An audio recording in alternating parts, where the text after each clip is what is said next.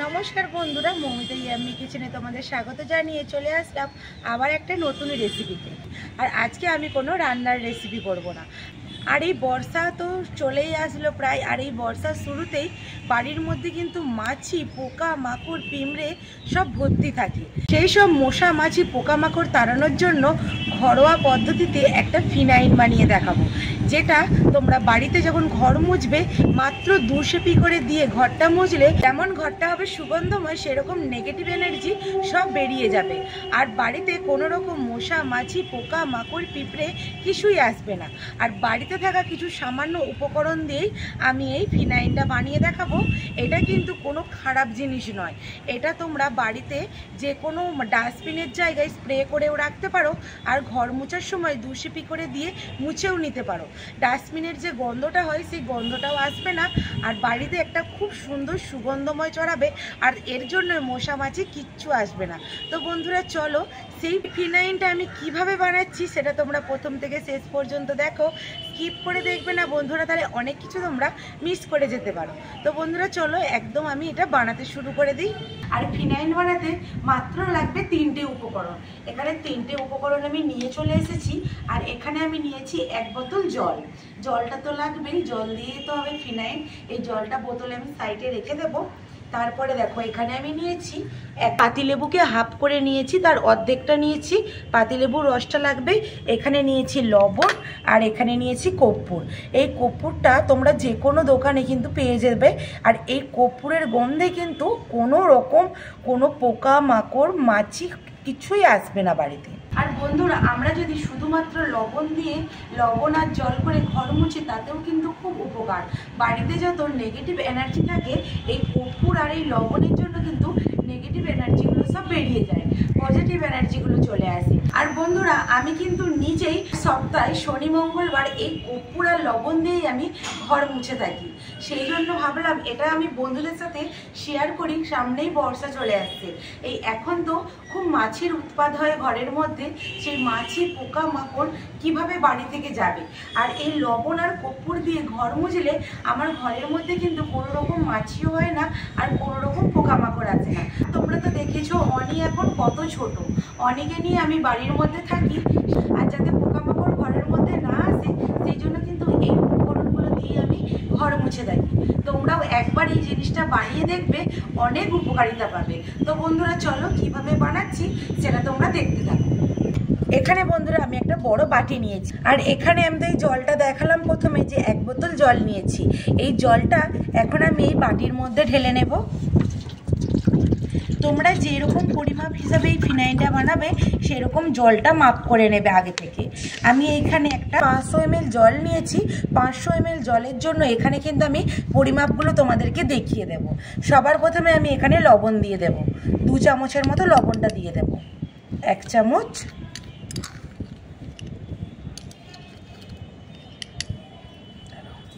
আরও 1 চামচ নিয়েছি। এখানে আমি 500 ml জলের জন্য 2 চামচ এখানে লবণ দিয়ে দিলাম। আর এখানে কর্পূরটা একটু ডালা হয়েছে, কিন্তু এখানে কর্পূরটাও আছে ঠিক 2 চামচ। আমি এখানে কর্পূরটাও দিয়ে দেব। আর এখানে একটা পাতিলেবুকে আমি অর্ধেক করে কেটে নিয়েছি, অর্ধেক পাতিলেবুর রসটা দিয়ে দেব। তোমাদের জলের পরিমাণটা বেশি হলে তখন একটা গোটা পাতিলেবুর রস দিয়ে দিতে হবে। একদমই জলের মধ্যে আমি দিয়ে দেব।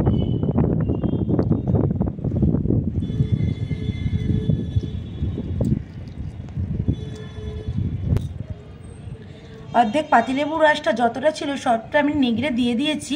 এখন একটা চামচে করে এই সব কিছু একটু মিশিয়ে নেব। এখানে কর্পূরের ডালাগুলোকে আমি এইভাবে হাতে করে একটু ভেঙে দেব। ভেঙে নিলে খুব তাড়াতাড়ি এটা জলের মধ্যে গুলে যাবে।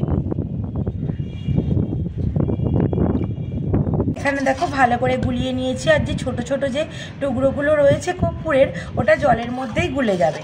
আর এখানে আমি আবার এটা বোতলের মধ্যে ঢেলে নেব। আর এই ফিনাইলটা থেকে এত সুন্দর একটা গন্ধ বেরিয়েছে, তোমরা একবার বানালেই বুঝতে পারবে তাহলে ঘরের মধ্যে কীরকম গন্ধটা হবে। এখানে আমি একটা চুঙি নিয়েছি, চুঙির মধ্যে দিয়ে ঢালবো, নাহলে এটা পড়ে যেতে পারে। দেখো চুঙির মধ্যে দিয়ে ঠিক এরকম করে ঢেলে নেব। কত সুন্দরভাবে বোতলের মধ্যে পড়ে যাচ্ছে।